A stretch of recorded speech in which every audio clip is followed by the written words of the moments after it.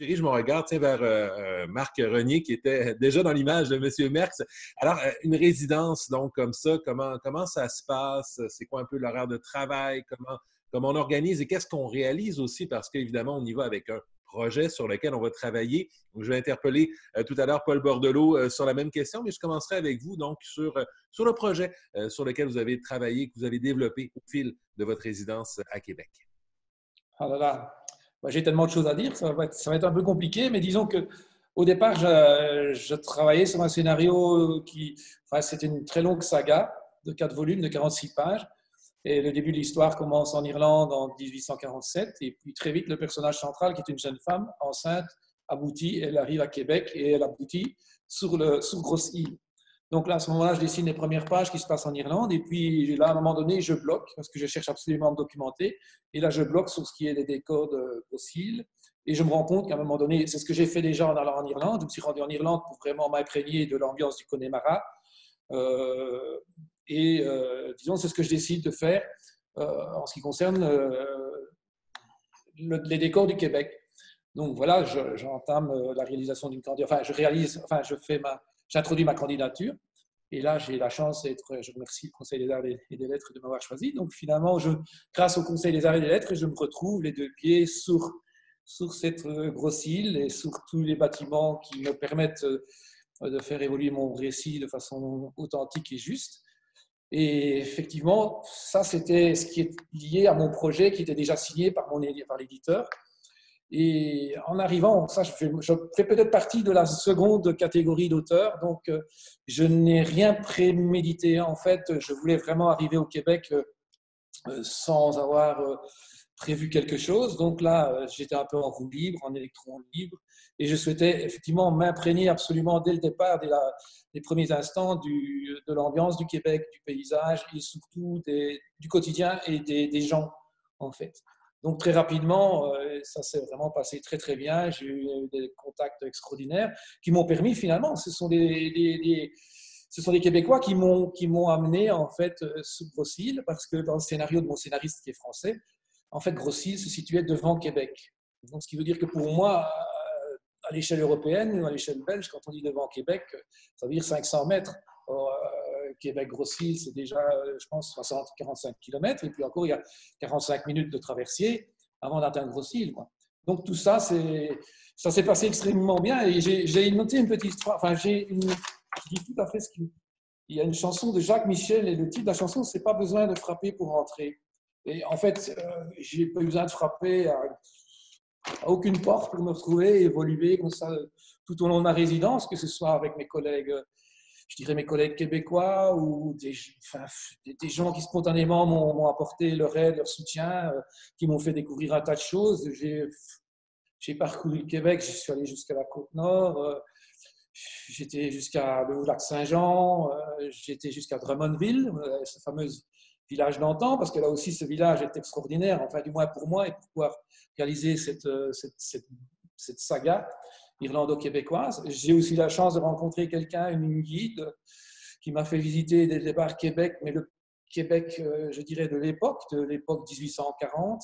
Donc j'ai découvert la rue sous le Cap, j'ai découvert toutes sortes de choses. J'ai aussi découvert l'histoire du Québec. Très vite, ça m'a vraiment intéressé dès le départ. Donc j'ai commencé par Cartier, Champlain, Papineau, les Patriotes. J'ai toute une liste ici. J'ai découvert René Lévesque. Et puis également, je tenais absolument, puisqu'au départ, le projet était déjà initié, je dirais, ici en Belgique, je tenais absolument à travailler sur un projet et le construire et, dis-moi, l'initier au Québec avec un Québécois.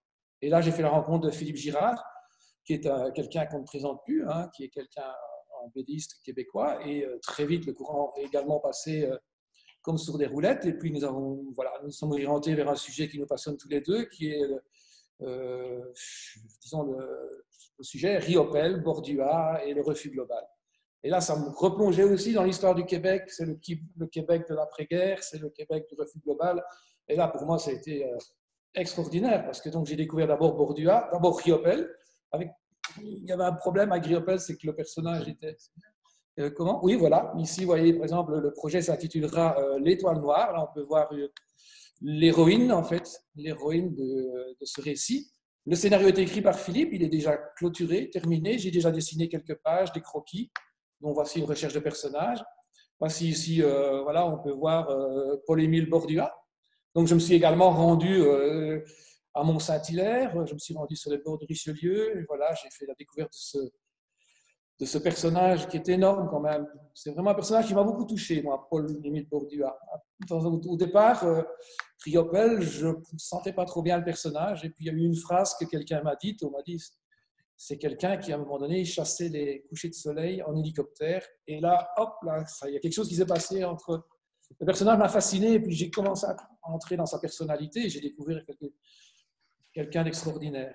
Mais c'est vrai, enfin, ce qui concerne ce projet qui est en route, il y a déjà 5-6 pages qui sont dessinées. Donc, voici, là, je pense que c'est la page numéro 3, où on voit Riopel avec sa jeune épouse, là, qui est Françoise L'Espérance. Et là, nous sommes dans le Québec de 1948. On voit aussi là en bas la librairie Tranquille à Montréal, qui a été le point de départ de ce manifeste du refus global. Là, on voit Bordua qui, voilà, qui est en train de déclamer ses textes. Et c'est tout ce monde-là de ces jeunes, je dirais, ces jeunes artistes qui ont, voilà, qu'on a appelés très rapidement les automatistes, m'a fasciné. Vous voyez, il y a des gens comme Marcel Barbeau, Marcel Ferron, Claude Gauvreau, enfin, les enfants du refus global. Donc ça, j'ai été vraiment fasciné par ça, parce que ça me permettait de découvrir vraiment le Québec, la profondeur du Québec. Et aussi ça, c'est en fait, quand on sait le refus global, c'est aussi la Révolution tranquille, et ça nous amène dans les années 70, et ça nous amène aussi à René Lévesque. Enfin bon, voilà, c'est immense, je ne pourrais pas tout dire. Mais j'ai vécu vraiment des choses là, évidemment, sur le plan historique aussi, mais des choses vraiment très, très, très, très chouettes et très particulières, avec énormément de gens. La résidence a été le début d'une histoire pour vous avec le Québec, somme toute.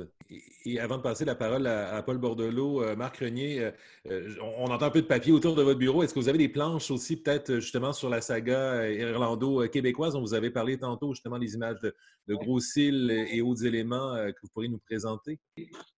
En fait, c'est Gros-Îles. Vous voyez? En fait, voilà, pour nous, Européens, c'est sidérant, parce que bon, dans le scénario, en face de Québec, et là, on voit tout de suite qu'on est dans une autre dimension.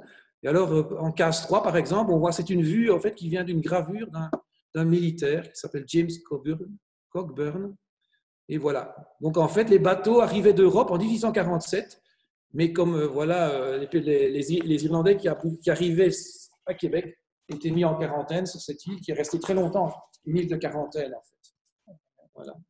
Ici, vous voyez, en case 4, en fait, là, vous voyez les bâtiments qui existent encore sur Gros-Îles. Là, vous voyez que les lits superposés, tout ça, voilà.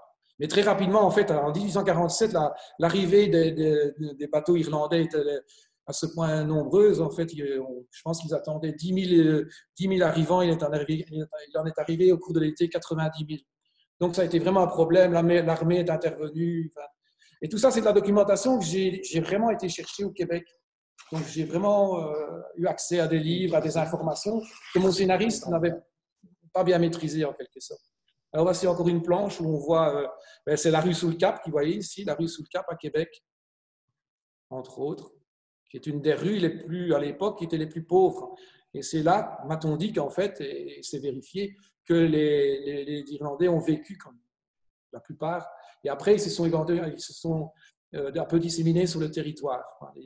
On voit donc le travail réalisé, les angles, les impacts aussi. Je pense que, Marc Renier, on saisit bien le début de cette histoire que ça représentait avec le Québec, les projets qui en recoulent et les informations que vous êtes venus chercher. Alors là, maintenant, je me dirige mon regard vers Paul Bordelot pour vous demander un peu la même question. Dans le fond, comment ça s'est passé, la résidence, quel projet a été réalisé? Donc, peut-être un petit survol, un peu comme à l'image un peu de ce que Marc Renier vient de nous offrir, mais selon votre expérience, donc Paul Bordelot. Moi, je suis arrivé là avec un projet de terminer un album qui était, comme tu disais tout à l'heure, Raymond, l'adaptation de la pièce de théâtre de Fabien Cloutier. Donc, je suis arrivé là sur les derniers milles de l'album. Puis là, ben, il vient tout juste de sortir. Donc, résultat ici de mes 2 derniers mois. Donc, je remercie même d'ailleurs la Fédération et tout ça à l'intérieur. Et puis, ben, comme de fait, moi, j'ai été là... comme un auteur en liberté, c'est-à-dire que j'avais aussi un récit que j'écrivais. Donc, j'allais écrire, dessiner, mais j'allais aussi prendre le temps de faire le recul sur les 2 derniers albums que j'avais faits pour en concevoir un nouveau aussi, donc qui était sur ma mère. Donc, le recul que permettait d'arriver à Bruxelles sur ma famille, ça m'a vraiment permis d'écrire mieux, on dirait, je pense en tout cas, avec plus de liberté. Sur place, écoute, j'ai adoré. Moi, j'étais au Cheval Noir, donc qui est un logement atelier. J'étais entouré d'artistes. Sur place, il y avait des peintres, des comédiens, des musiciens, avec une cour intérieure là, où on pouvait s'installer, prendre un verre, puis discuter. Et en même temps, donc j'étais dans Molenbeek. Molenbeek-Saint-Jean, près du quai, près du MIMA aussi, à 2 pas du Millennium Iconoclast là, Museum of Art. J'étais vraiment bien situé. L'atelier était vraiment central. Je pouvais marcher, aller partout. Je suis tombé sur des événements artistiques là, lors de mes grandes marches. Je n'ai pas pris beaucoup de transport en commun. Je voulais marcher. Donc, j'ai pris le temps de marcher dans Bruxelles. Ça, c'était les premières semaines sur place. Et j'ai aussi rencontré des artistes dans d'autres ateliers. Donc, je travaillais de chez moi. J'avais un très beau atelier, donc un grand loft où j'ai pu travailler à ma guise. Et puis, j'ai travaillé aussi à l'Atelier 1000 avec d'autres auteurs qui m'ont accueilli là. J'ai travaillé aussi avec Pierre Lecrénier dans son atelier qui partageait avec Abdel de Bruxelles. Donc, j'ai pu justement confronter à d'autres auteurs, à leur réalité qui n'est pas tout à fait la nôtre ici au Québec au niveau de l'édition. Et puis, j'ai découvert Bruxelles aussi. J'ai découvert que j'étais peut-être plus bruxellois que français, en fin de compte. En tout cas, plus belge, je sais pas. Parce que je me suis découvert aussi, c'est-à-dire qu'étant un enfant de la BD franco-belge qui a commencé à dessiner des schtroumpfs et tout, j'ai été surpris de voir que j'avais vraiment des fibres à l'intérieur de moi d'auteurs belges, donc avec des besoins de dessiner un peu peut-être ligne claire et tout. Donc ça, c'était l'atelier que j'avais sur place là-bas qui m'a permis justement de travailler à ma guise. Et bien, bref, c'est ça. Ça a été les premières semaines. Et étant sur le sol européen, j'ai pu aussi participer à la fête de la bande dessinée. Donc, Bruno m'avait invité à participer avec Marc Lecrénier. On avait fait une conférence. Puis, on a parlé de la BD des 2 côtés. On a pu faire des séances de signature aussi sur place, donc pendant la fête de la bande dessinée. Et puis c'est ça que j'ai pu en même temps, c'est ça, en travaillant autant dans mon atelier qu'en passant dans des ateliers des autres auteurs, j'ai pu vraiment me permettre, justement, j'ai bien aimé tantôt ce que vous avez dit, Diane, par rapport au fait de la solitude qui arrive à un moment donné. Et j'ai adoré ça. En fin de compte, je ne pensais pas aimer la solitude pour le travail, mais ça m'a vraiment permis justement de couper tout lien un peu là, avec le quotidien, puis justement me déstresser, me permettre du temps. C'est un temps vraiment... j'ai adoré ça parce que moi, j'avais un temps de qualité que je pouvais m'offrir.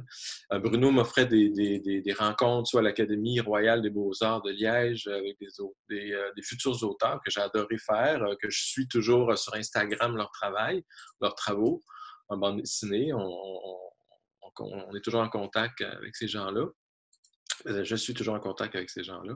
Mais j'ai aussi découvert une ville qui était Bruxelles, le musée de la bande dessinée, les nombreuses fresques qu'il y a partout dans Bruxelles, la bière belge, évidemment, mais et le côté très chaleureux des auteurs que j'ai pu côtoyer. Vraiment, ça m'a... Voilà, pendant une conférence sur mon travail en bande dessinée à Saint-Luc, là, donc à Liège. Ça a été vraiment le fun. J'ai parlé du monde de l'illustration aussi, de la bande dessinée, de notre réalité au Québec comme auteur, c'est-à-dire avec les maisons d'édition. Moi, je travaille avec La Pastèque, mais je veux dire, c'est tout un autre univers que celui de l'Europe. Donc, puis même si maintenant on est distribué partout en Europe avec la pastèque. Et puis c'est ça, j'ai commencé aussi mon projet sur ma mère, donc c'était des premières planches que j'ai pu esquisser là-bas. J'ai mon fameux livre de scénario que j'ai pu presque terminer là-bas, mes centaines de pages en scénario. Puis j'ai pu avancer à ma guise aussi le projet qui s'appelle Montaison, qui parle de ma mère, donc qui est une Gaspésienne. Je suis Gaspésien, donc c'est ça, j'ai pu, avec le recul, ça m'a vraiment permis ces 2 mois-là d'avancer plus vite que je pensais sur des projets en étant aussi stimulé par d'autres auteurs que je voyais qui travaillaient sur plein d'autres projets. Donc, il y avait Jean-Luc Cornette qui m'a fait aussi visiter plein d'expositions, m'a amené même pour les 60 ans des Schtroumpfs, j'ai eu accès à la fille de Peyo. J'ai pu parler avec eux. J'aurais dit que j'ai commencé à dessiner des Schtroumpfs dans ma classe quand j'étais enfant. Et ça a fait comme boucler la boucle, là. En fin de compte, le syndrome de l'imposteur est complètement disparu quand je suis arrivé là-bas parce que je me suis assumé complètement comme auteur de bande dessinée. J'ai dit, OK, j'en suis un, voilà la preuve. On est toujours un peu, en doute dans la vie. Là. Puis là, j'ai fait, OK, ça m'a vraiment, en étant accepté d'ailleurs par Bruno et toute son équipe dans ce projet-là, j'ai pris vraiment ça comme une petite médaille. Là. Je disais, OK, là, je peux vraiment avancer. C'était comme un moment charnière là, dans mon périple comme auteur de bande dessinée. Là. Je vais toujours me rappeler que j'ai été à Bruxelles pour ça, pour me confronter à moi-même, puis au médium aussi de la bande dessinée, puis apprendre beaucoup par les contacts que j'ai faits avec les auteurs là-bas. Je lance parce que, Paul, tu ouvres un peu, tu as ouvert 2 portes, en fait. D'un côté, sur la présence d'événements, donc la fête de la BD. Évidemment, Marc Renier est passé au Québec aussi dans le cadre du Festival Québec BD. Alors, est-ce que aussi la présence et l'intégration, si on peut dire, des périodes temporelles des résidences à des événements importants autour du médium, autant à Québec qu'à Bruxelles, est-ce que c'est aussi quelque chose qu'on ressent particulièrement? Est-ce que, autant du côté organisateur, j'imagine que ça devient facilitant parce qu'il y a des réseaux qui sont là, il y a une visibilisation autour du médium qui est faite. Donc, peut-être le regard un peu sur ces événements qu'on peut porter ou l'impact de ces événements-là dans le processus de résidence. La fête de la BD est vraiment une très grande opération. Alors, je vais vous partager une photo qui vaut mieux qu'un long discours. Si j'arrive à joindre le bouton, voilà. Ici, voilà. Alors voilà, pour des auteurs qui arrivent, qui ne sont pas là depuis longtemps, se retrouvent, je vais dire, dans un événement qui draine plusieurs dizaines de milliers de personnes. Pour ce qui concerne notre ministère, nous avons un espace dans lequel nous pouvons présenter un certain nombre d'auteurs et nous accordons une place au lauréat qui vient d'arriver et qui a l'occasion ainsi, de manière assez subite, enfin, je ne sais pas si c'était l'impression de Paul et puis avant de Richard et d'Elisabeth Béliveau, mais voilà, ou de Lucie de Pélouan, c'est une véritable immersion dans le milieu de la bande dessinée belge francophone. Donc ça donne des capacités d'interaction extrêmement fortes.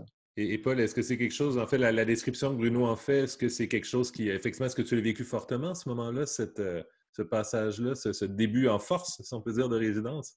Oui, ben, un festival, ça permet justement de rencontrer encore d'autres auteurs. Puis j'ai pu justement rencontrer des lecteurs, lectrices de bande dessinée qui étaient intéressés par le travail de ce qu'on fait au Québec. Donc ça, c'était très intéressant aussi. C'est toujours très stimulant aussi de commencer par un festival de bande dessinée parce que on se fait prendre un peu par la main puis on se fait amener dans un endroit où est-ce qu'on se sent comme chez soi. Fait que à ce moment-là, ça part fort. Et Marc Renier, c'est un peu la même chose à Québec. Il me semble, le festival Québec BD est en début de résidence. Est-ce qu'on a une plongée un peu comme ça? On dit qu'il y a une centaine d'auteurs québécois qui sont rassemblés à peu près au même endroit, donc on plonge dans l'écosystème. Oui, pour moi, c'était pareil. Moi, je suis arrivé un jeudi, je ne sais plus. Et en fait, j'ai dû. Le salon était en montage, en fait. Donc, tout le monde était dans les kiosques en train de monter les kiosques et de placer les livres sur les étagères. Et déjà là, je me sentais une énergie qui était extraordinairement positive, en fait. Hein, et donc, moi, j'ai évolué puisque je devais attendre là, qu'on libère mon appartement. Et c'était très, très. Là, j'ai senti cette énergie positive. Dès que je mets les pieds au Québec, je ressens ça. Est-ce l'oxygène? Je pense aussi que c'est aussi la façon de fonctionner des Québécois. Je pense qu'il y a une espèce de dynamisme comme ça. Et c'était vraiment très, très, très puissant, ça. Et alors, au fil des jours, évidemment, après le salon a ouvert, c'était pareil, quoi. Quand j'arrivais là, c'était incroyable. Et puis, ces bus jaunes qui déversent toute cette jeunesse qui vient, tous ces gamins qui viennent avec, je pense, une vingtaine de dollars à dépenser sur le salon. C'était magique, en fait. Puis évidemment, toutes les rencontres que j'ai pu faire avec, évidemment, les auteurs des éditions Pau Pau, entre autres. J'ai rencontré Francis Desharnais avec son très beau livre, La Petite Russie. Il y avait Paul, évidemment. Il y a aussi Jimmy Beaulieu. Enfin, c'était très particulier. Et aussi toute l'équipe de Moi le Graphique, avec laquelle, très rapidement, il y a une espèce de fusion avec Alain Dufour, avec Christian Quenel et puis si Julien Poitras. Il est 11h58, donc on est vraiment dans la dernière ligne droite de ce webinaire donc présenté par la Fédération Wallonie-Bruxelles. J'ai peut-être envie de faire, pour conclure, en fait, une tournée de mots de la fin, peut-être en commençant par les auteurs, donc Paul Bordelot, Marc Renier. Si on avait à résumer peut-être un peu l'expérience de résidence que vous avez vécue, ce que ça a représenté pour vous. Une résidence, en fin de compte, ce que j'ai appris beaucoup, parce que c'est quand même 2 mois, c'est quand même une bonne partie de l'année, c'est de se laisser aller complètement à la création, un moment où est-ce qu'on ne peut pas se permettre, avec nos métiers des fois, puis nos commandes, de se donner du temps, puis aussi d'avoir la chance justement de rencontrer des gens qui sont sur place, soit l'équipe qui nous accueille, mais aussi vraiment ce temps-là du 2 mois-là est vraiment précieux, c'est comme un petit diamant, là, puis il faut vraiment le vivre à tous les jours de façon sentir qu'on est là, qu'on est présent, puis on peut vraiment être à l'écoute de soi puis de son travail. C'était très important pour moi, ce moment-là, puis ça m'a fait vraiment beaucoup de bien. Ouais. Oui, j'aime bien le mot de Paul, un petit diamant, oui, avec terriblement de facettes. Et c'est vrai que moi, je suis revenu du Québec totalement transformé, en fait.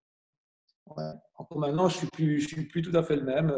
Il y a eu des choses qui se sont passées. Et aussi, c'est cette solitude qui est présente, mais qui n'est pas dérangeante, en fait. Là, on a une forme d'introspection.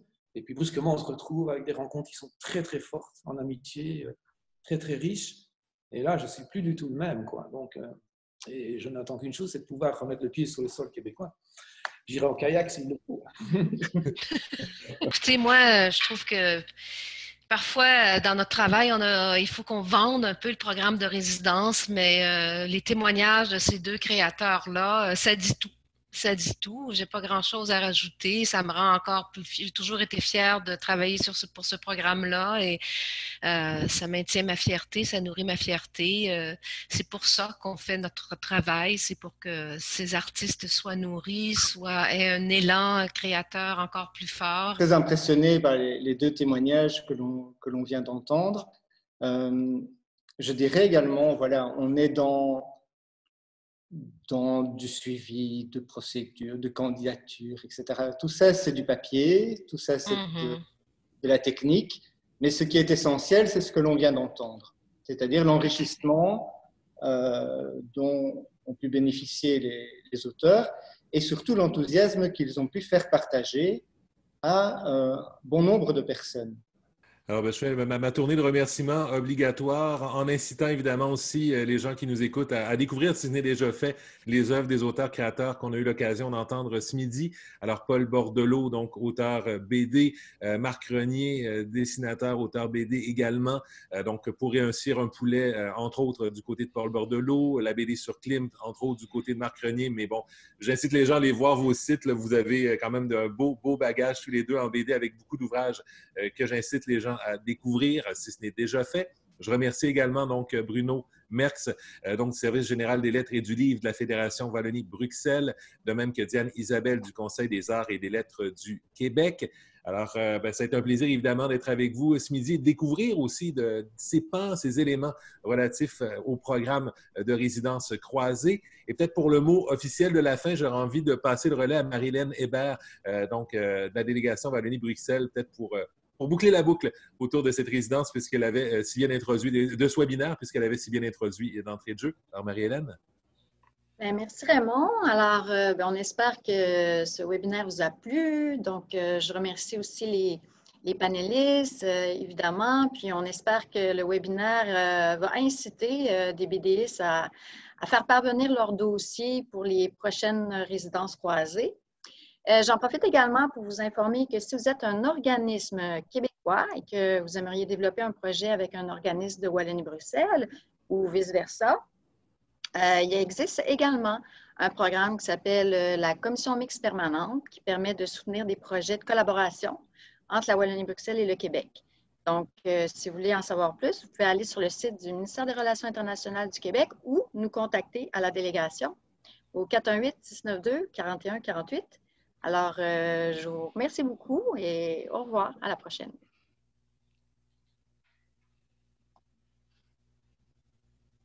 Merci tout le monde. Merci à tous. Merci. Oui, merci. Merci Au à tous. revoir. C'est un plaisir de vous voir. Au revoir. Oui. Bye. Bye.